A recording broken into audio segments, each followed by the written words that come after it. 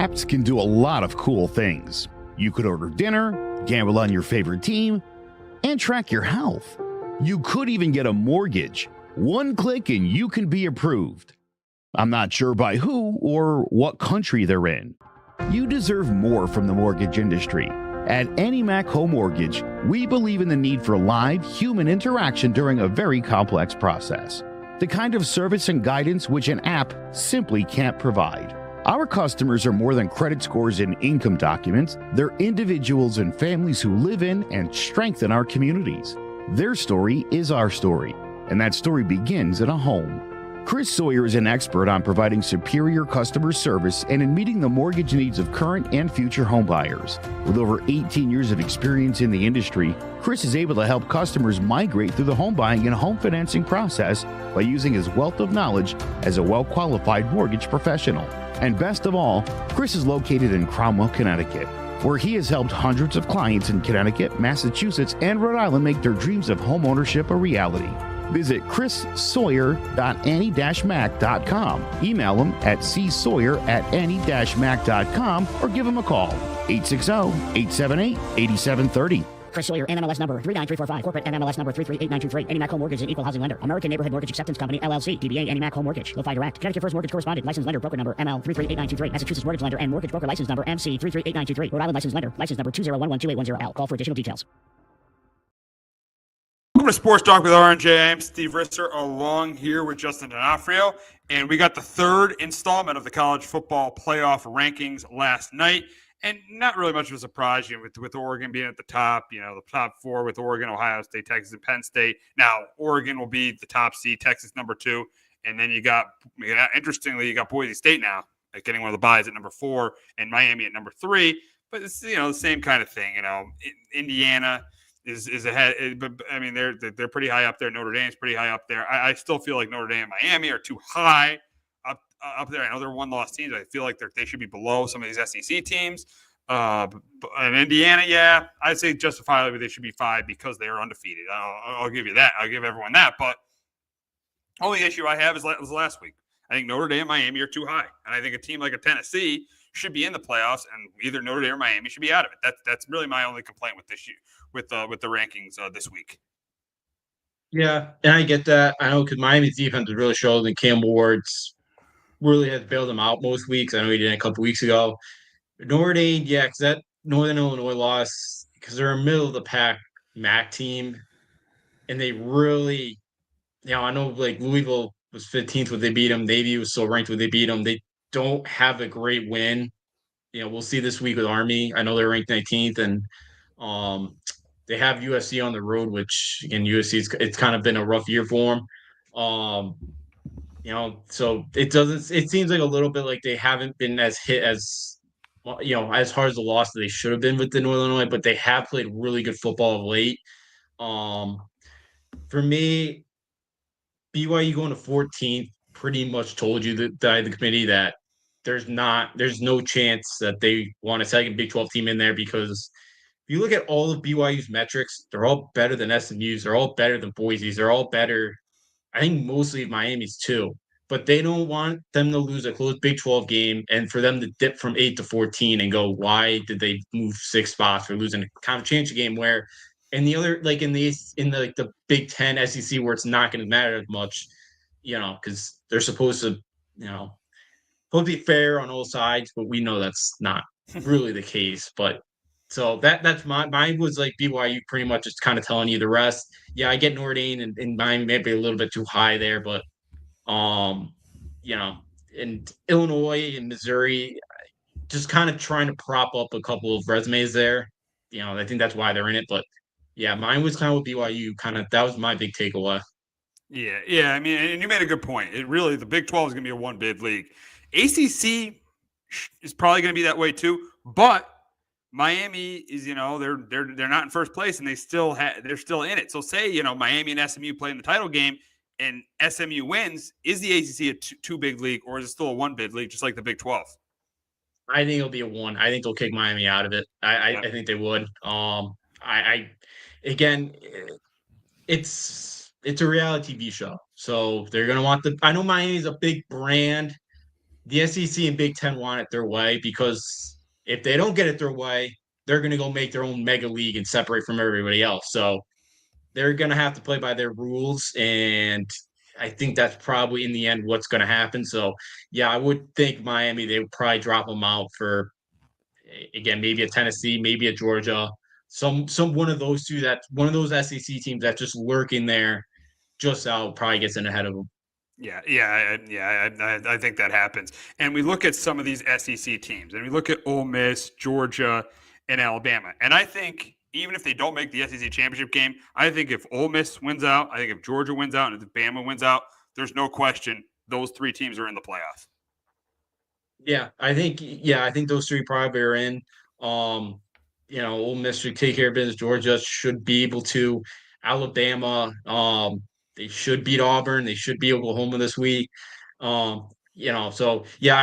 agree. I think those three should be in right now. I think Tennessee might have lost their chance last week, but maybe they find, if there's an upset or two that happens, they find their way in there.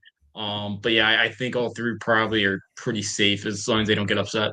Yeah, I think if those teams win, I think they're in. Now, the one way, and this should not happen, one of them might not get in, is to say they lose the SEC championship game, which I don't think should happen.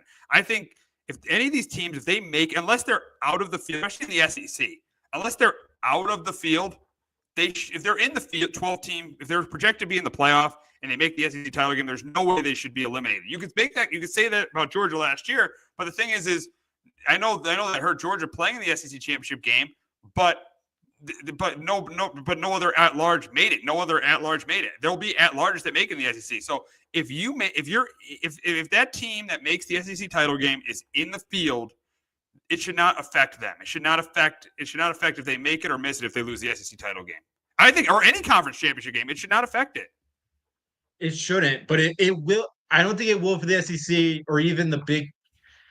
It might for the Big Ten if Indiana gets there. Maybe Oregon blows them out by 30. Then I could see maybe Indiana getting left out. But if Indiana's in there, that means they went into Columbus and beat Ohio State this week. Yeah. So there should be no. So if these teams, anybody who makes the conference championship game should not be held against them if they are in the field. In the field. If they're out of the field, yes. If they're in the field, it should not be held against them if they made the conference championship game. Yeah, no, I agree. It shouldn't, because they've even made the point before that the conference championship games don't matter. But I can never take them at the word. I completely agree it shouldn't, because they've got the conference championship game. They've gone there, and like the SEC right now, I think there's still a way 6 teams could end 6-2. So yeah, I think it shouldn't matter as long as you don't get blown out. Like if it's a close game, goes on the wire, absolutely they should still be sitting in there. One team I'm interested in, well, no, because Texas, that means they probably beat A&M. They finally have a good one. I was going through, but because I'm thinking if they lose A&M, I think they should be out of the field. But if they get the SEC championship game, that means they beat A&M. So there's their one good win. So, I think they should all be there. But the ACC or Big 12 ones probably going to get left out because of that. But Big 10 or SEC are probably fine.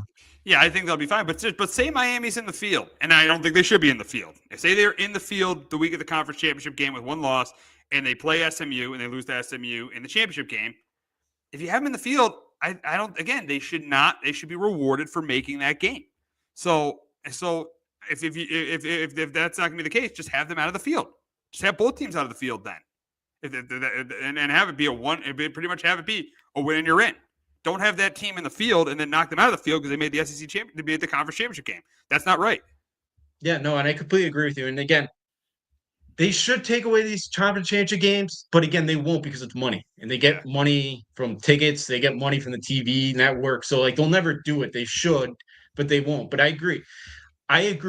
My thing is, if Miami does lose a close game to SMU, and I know Miami's a big brand name, I think they'll probably take it Tennessee over Miami because it's an SEC team over an ACC team. That's my gut feeling with what would happen. Maybe it doesn't because Miami's a big enough brand name, but I wouldn't be shocked if Tennessee gets in over Miami. Yeah, we'll see. Yeah, I wouldn't be either. But then just put Tennessee in the field and Miami out of the field then. But they're not going to drop them, obviously, because they didn't do the right thing a couple weeks ago and dropped them out of the field after they lost to Georgia Tech, which they should have done. So, yeah, it'll bother me. It'll bother me if a team that is in the field plays in a conference championship game and loses and is knocked out. That is really going to bother me. It won't bother. Say it won't bother. It's like for example, say BYU plays Colorado and neither in the field. It doesn't bother me if the loser's out at all. It doesn't bother me at all if the loser's out. But if that team is in it and plays in a conference championship game and loses and is out of it, that's really going to bother me. Yeah, no, and it should, like, it should. It's again, it won't matter because that game, those games too, you're playing a good opponent, especially for like BYU, who's playing like Arizona State, that's in the top 25 this week. Like that's going to be a good one for them. They might have to put them back in, and then yes, they lose to Colorado in 2 weeks, they lose again.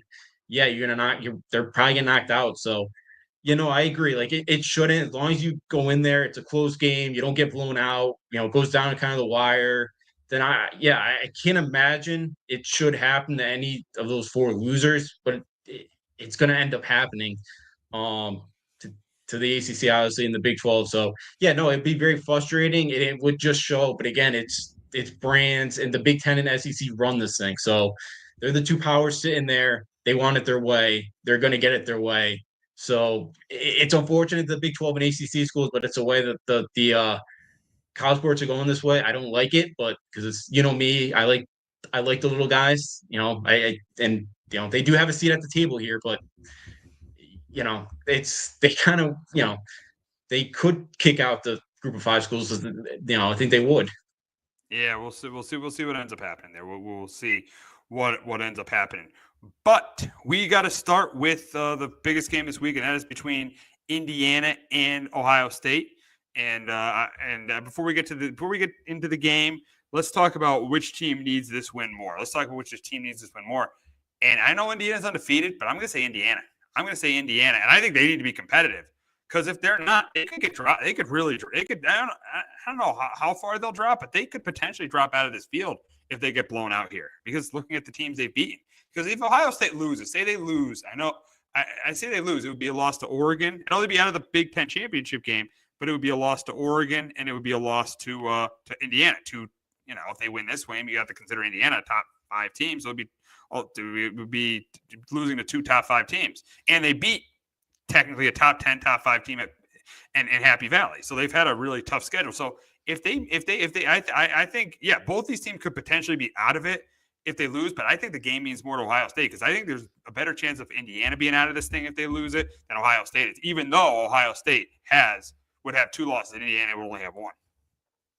Yeah, I think it means more for Indiana here, because if they're not competitive, I think they drop them out totally. Like I don't think, because I don't think the committee, I think they would fall at least behind the number 8. I don't think they want Indiana hosting a game. They drop them if they lose this week. I think either 9 or 10. I don't think they want Indiana host a playoff game.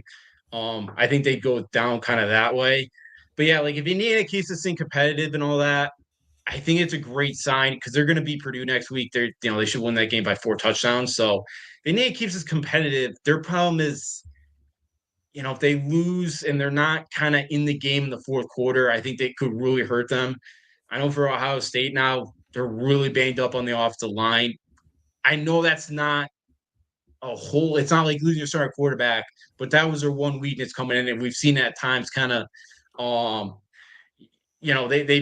we've kind of seen that time be their kryptonite this year, is their offensive line being able to protect. So would that hurt it?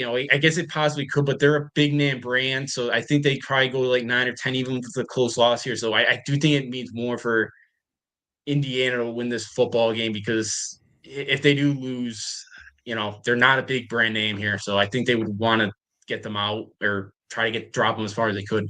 Yeah, I agree. I think the game definitely means more to Ohio State. But getting into this game, I think this game is close and competitive early. I think Ellison runs it pretty well early. I think O'Rourke plays pretty well. I do think Howard and Junkins play well. But I do think in the second half, Ohio State takes over. I think the running game of Ohio State takes over. I think Jeremiah Smith gets a touchdown pass there. And I'm going to go with the Buckeyes here. I got the Buckeyes 27-17 to get to the Big Ten championship game. But Justin, can Indiana punch their ticket to the Big Ten title game and really, really put a major dent in Ohio State's chances to make the college football playoff? I got the Buckeyes here in this one. I got them 35-20. I think Indiana can hold up, can hold up here in this one and help hold their own up front. Especially now Ohio State did lose their starting center last night actually towards Achilles. So now they're down 3. They're starting 5 off of the linemen. They've really had to move things around. The last 2 weeks their line has looked better, but they played Purdue Northwest. No, not yeah. Or the last 2 weeks Ohio State's played yeah, it was Purdue Northwestern. Yep. And those two teams they're not great, but I think Indiana could move the ball for a little bit, get something going. If Ohio State gets off to a slow start, maybe Indiana takes advantage, kind of stay around in this one, make a big play or two. But that second half against Michigan for the Hoosiers, it was like kind of the first time they really couldn't pull away from anybody. Michigan still obviously has more 4 or 5-star talent than Indiana does. Same thing here with Ohio State. So I could see Ohio State here. I think they do pull away here a little bit in the second half. I do have them 35-20. I just, we'll see Indiana come off a bye, and I know Cincinnati's going to have these guys ready to go and believing they could win this football game. Oh, yeah, Cignetti's done an outstanding job. I think he should be the coach of the year. I think Cignetti, I know it's close between him and Dion, but I think Cignetti should be the coach of the year. Indiana has been perennially a losing program. So that one year with Michael Penix, where they got off to that hot start with Tom Allen, they have been a perennial losing program, and Cignetti has done a phenomenal job recruiting his own guys and changing the culture there. We talked about Jim Harbaugh on the earlier show, changing the culture. Cignetti's done an outstanding job changing the culture at Indiana. Yeah, no, I think it's a great comparison because, yeah, Cincinnati's done an awesome job there. Indiana, you mentioned at school that I think they won the Big Ten last 1967. It was like it's been a while for that program since they've been relevant in football.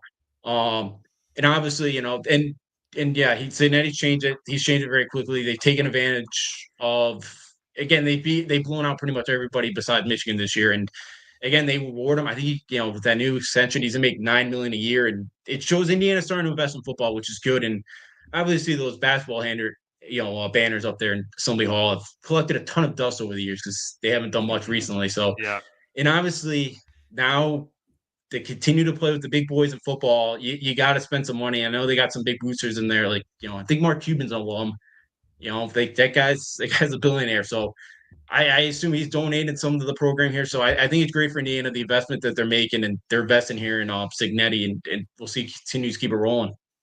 All right, we've got an interesting game in the Bronx on Saturday night at Yankee Stadium as we get the Army Black Knights against the Notre Dame Fighting Irish.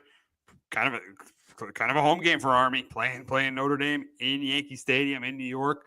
But I do think the better team is going to take. I think Army again stays in it early, runs the ball well. But I think the Army's. I know they throw it better, but their lack of being able to throw the football, and we really haven't seen them play from behind much this year. I think Notre Dame takes a 2-score lead in the second half, and that does it. I'm going with the Fighting Irish to win this game and end Army's undefeated season. I got Notre Dame winning it 28-13. But Justin, can Army remain undefeated at Yankee Stadium on Saturday night? Yeah, I think Notre Dame. I think Notre Dame gets them this one. I got them at 31-13.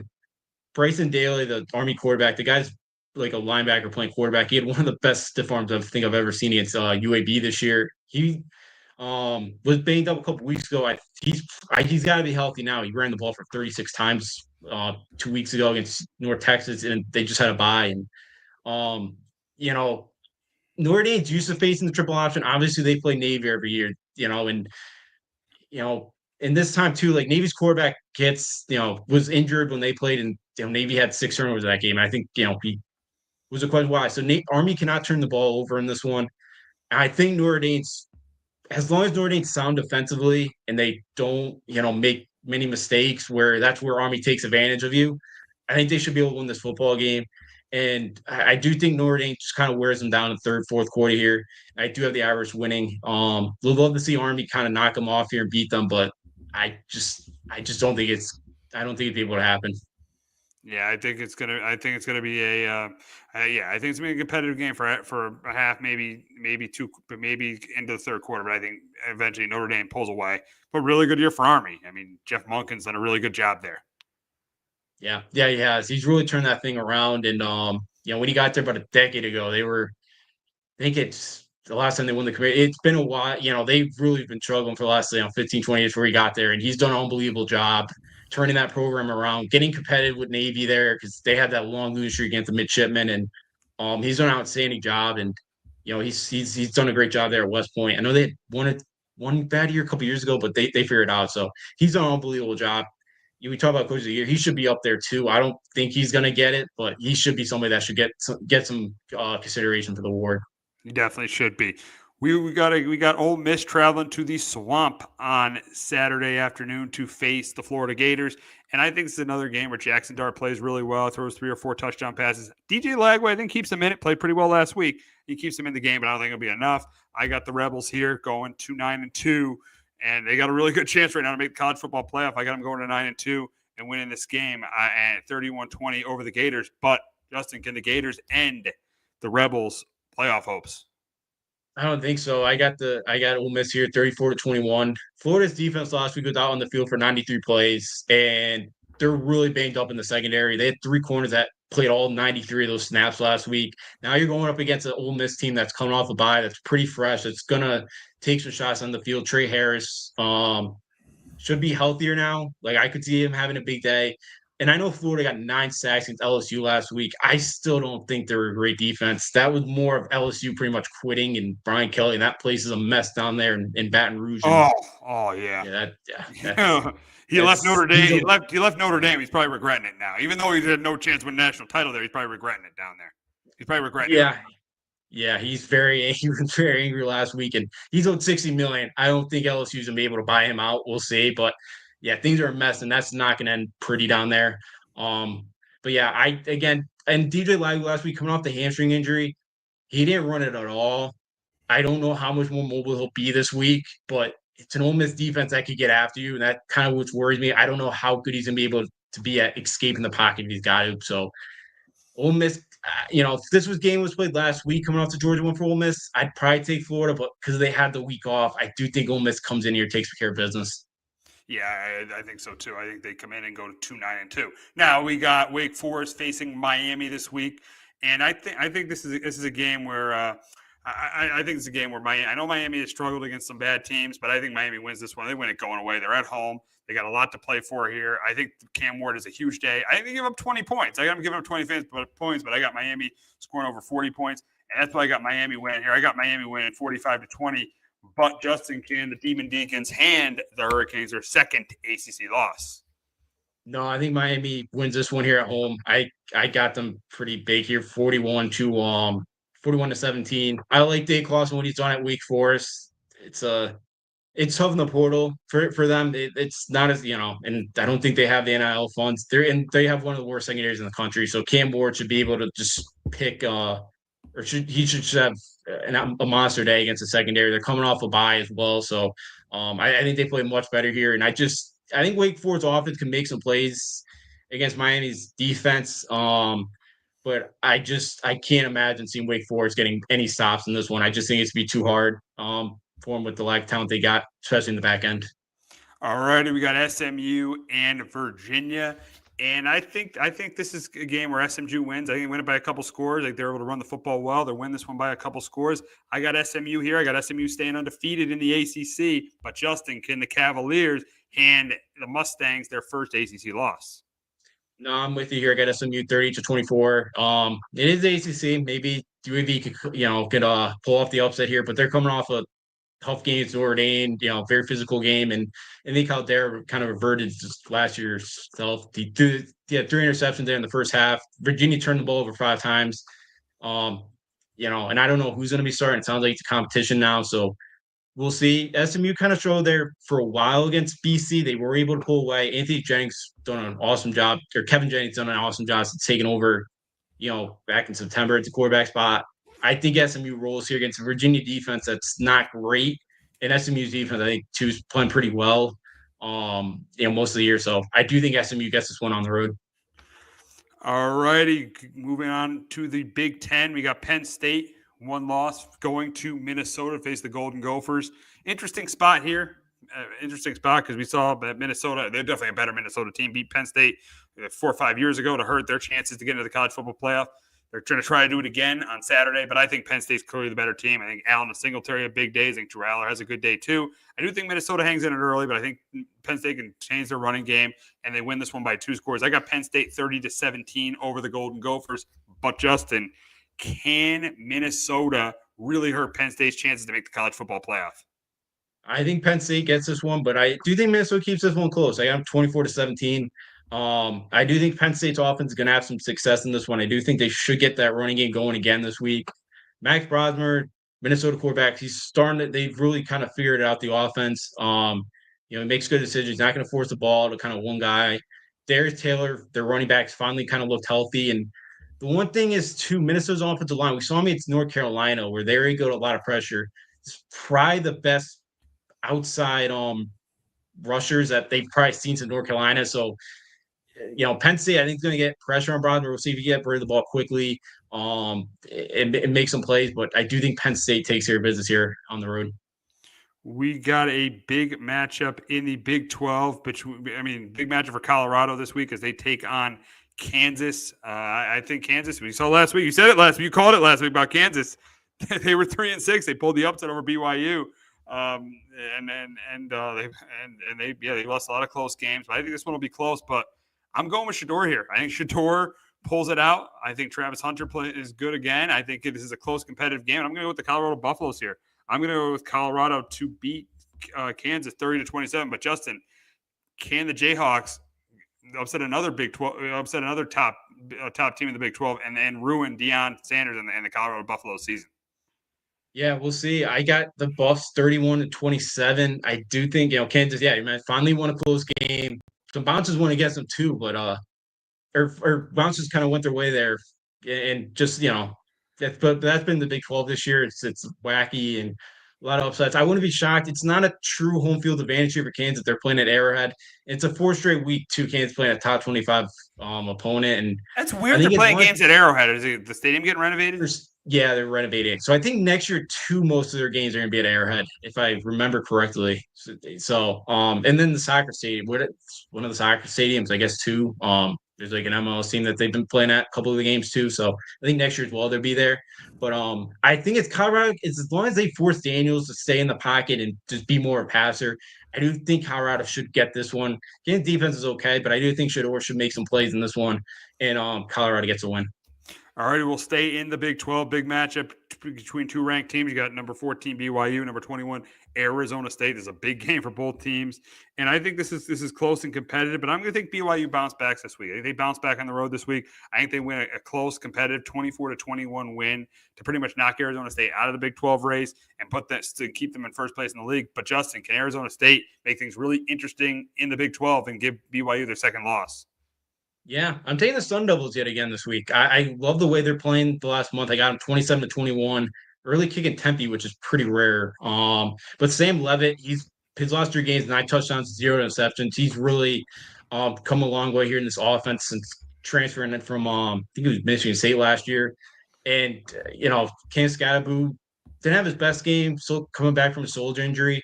But again, last week, a couple of plays kind of went against BYU for the first time this year.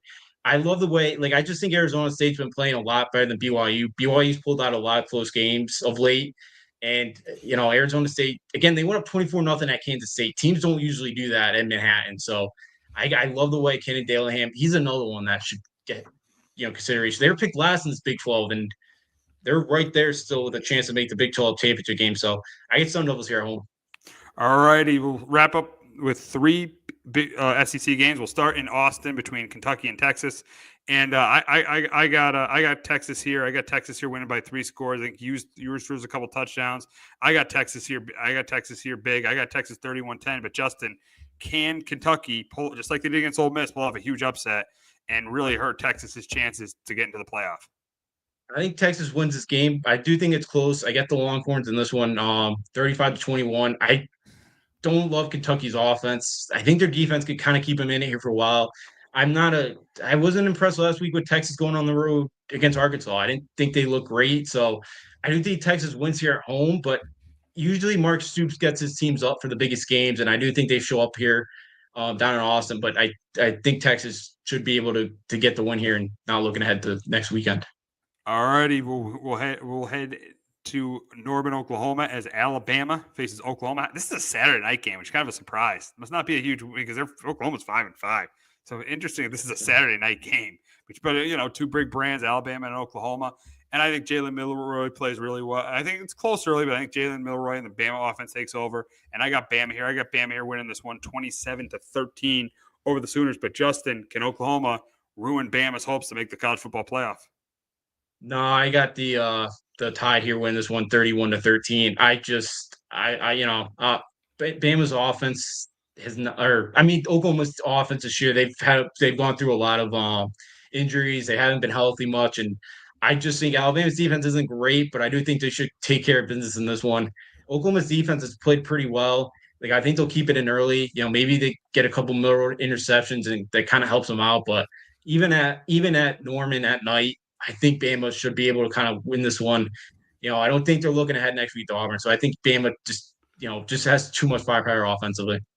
All righty, so we got Texas A&M heading to Auburn this week. So speaking of Auburn, Texas A&M plays Auburn. I was surprised only a 2.5-point spread. I'm just surprised. That spread really surprised me. That spread definitely surprises me. Again, I think this is going to be a really close, competitive game between these two teams. But I'm going to go with Texas A&M here. I'm going to go with Texas A&M 24-17. I think Marcel Reed's going to do enough. He's going to outplay Peyton Thorne, and he's going to win this game.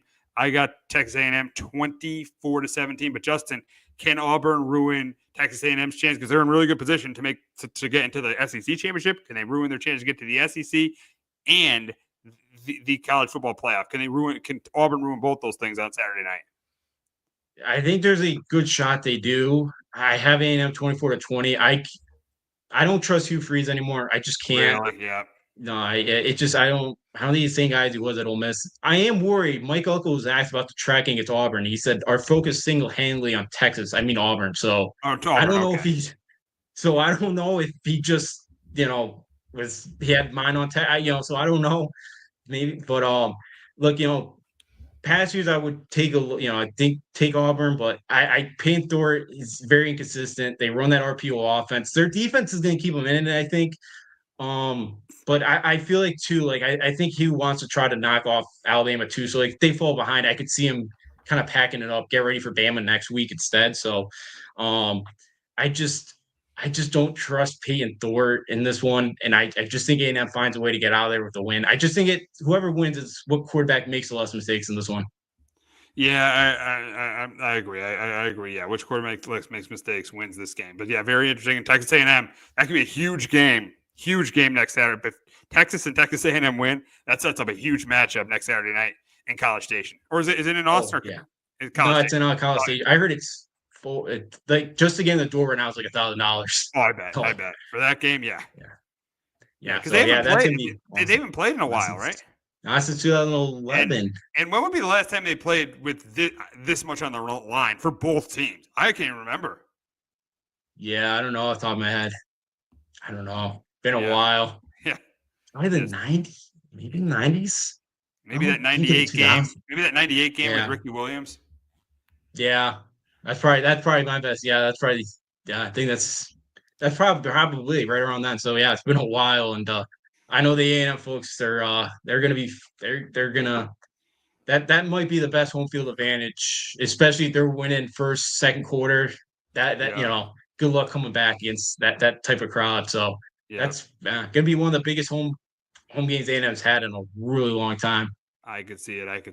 That should be a great game, but we'll get to that next week. But we'll wrap up the show talking about the Cleveland Cavaliers. And last night, we kind of know who was probably going to break this winning streak, and it was the defending champions and the best team in the NBA.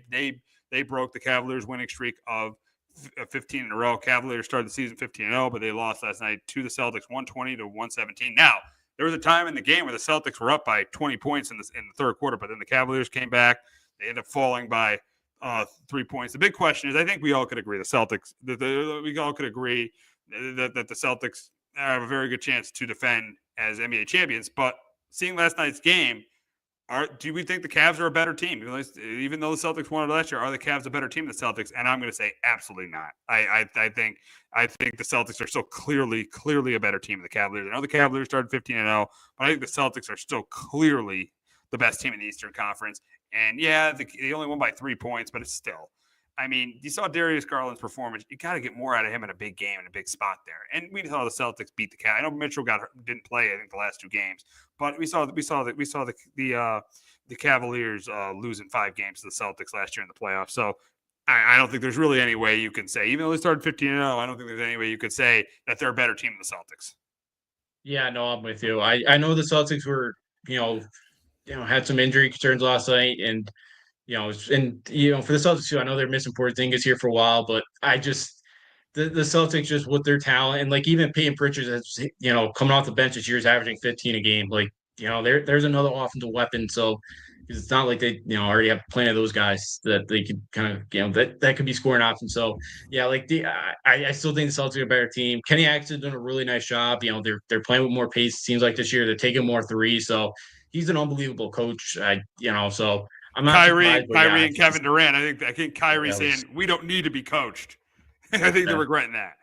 What a mistake that was. But hey, that's what happens when you let players run your organization, and that's why they didn't win anything in Brooklyn. But yeah. So I think Cleveland, Cleveland's a nice team, but yes, the Celtics just have so much talent, and I still think Celtics are a better team.